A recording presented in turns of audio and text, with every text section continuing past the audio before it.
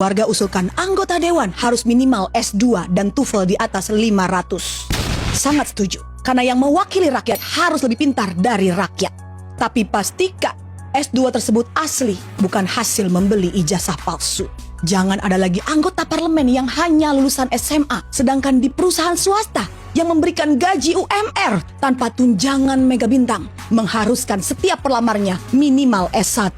Anggota parlemen juga harus memberikan SKCK yang menjelaskan kalau mereka bukan bekas koruptor, narapidana, atau apapun yang bersangkutan dengan hukum. SKCK hal yang sangat biasa, bahkan untuk melamar pekerjaan yang bergaji UMR pun diperlukan SKCK.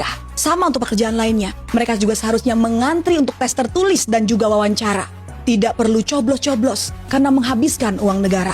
Seharusnya dibuat kontes besar yang disiarkan seluruh stasiun TV Indonesia seperti ajang Indonesian Idol atau Indonesia's Got Talent. Mereka yang terpilih dari tahap seleksi akan maju ke babak berikutnya, ditonton oleh seluruh rakyat Indonesia, memaparkan visi dan misi mereka, dan rakyat akan memilih melalui voting SMS. Lebih efektif dan efisien dibandingkan harus mengeluarkan dana kampanye. Tidak perlu mencetak kaos, baliho, pasang spanduk, dan juga mengeluarkan amplop-amplop serangan Fajar. Dana pemilu yang sangat besar dan bernominal fantastis bisa menjadi buah simalakama bagi para calon legislatif. Jika mereka salah logika, dana kampanye bisa mereka anggap sebagai dana investasi untuk pekerjaan yang akan mereka dapatkan. Akhirnya ketika mendapatkan pekerjaan tersebut, alih-alih menyuarakan aspirasi rakyat, mereka malah mengganyang uang rakyat. Sama seperti orang mencari kerja kebanyakan untuk menyandang status yang sangat prestigious. Mereka harus berpenampilan menarik, good looking, IPK minimal 2,75. Mereka harus bisa Microsoft Office dan Canva untuk membuat presentasi. Mereka juga harus pandai berpublic speaking agar di depan pers tidak mengatakan rakyat tolol sedunia. Jika mereka bisa semua, benar-benar menguasai ilmunya, mereka tidak butuh lagi staf khusus di bawah mereka yang menghabiskan uang negara. Kalau perlu, mereka harus dibekali ilmu bela diri supaya tidak perlu lagi ada tunjangan pengawalan.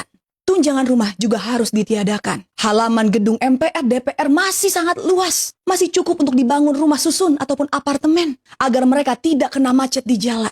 Dari apartemen di halaman DPR MPR, mereka bisa turun jalan kaki dan menyehatkan badan. Tidak perlu rapat di hotel-hotel bintang 5. Karena kembali lagi, semua itu menghabiskan uang negara. Jika akses ke DPR tinggal berjalan kaki, mereka tidak perlu lagi pengawalan khusus ninu-ninu, tetot-tetot. Karena sesungguhnya hanya ambulans dan damkar yang berhak dapat perlakuan istimewa di jalan.